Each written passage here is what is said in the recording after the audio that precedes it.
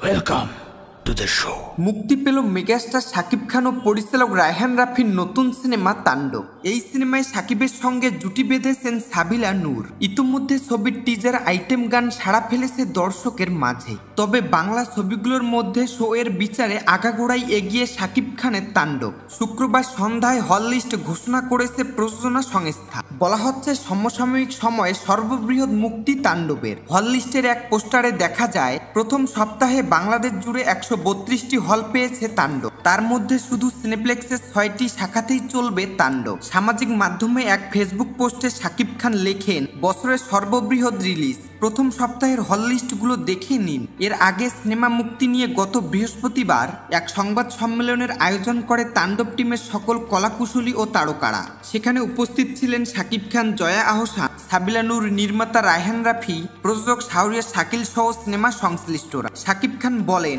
আমি তাণ্ডবের শিল্পী হয়ে মন্ত্রমুগ্ধের মতো দেখেছি। দেখেই মনে হয়েছে কি চমৎকার সিনেমা। তাণ্ডবের পুরো টিম খুব মন দিয়ে কাজ করেছে। রায়হান রাফি পরিচালিত এই সিনেমায় শাকিব, সাবিলা, জয়া ছাড়াও অভিনয় করেছেন ডাক্তার এজাজ, রোজি সিদ্দিকী ও এফ.এস. নাঈম প্রমুখ। ছবিটি প্রযোজনা করেছে এসভিএফ আলফাই এন্টারটেইনমেন্ট। সহ প্রযোজনায় আছে জনপ্রিয় ওটিটি প্ল্যাটফর্ম চরকি। সহযোগিতা করেছে দীপ্ত।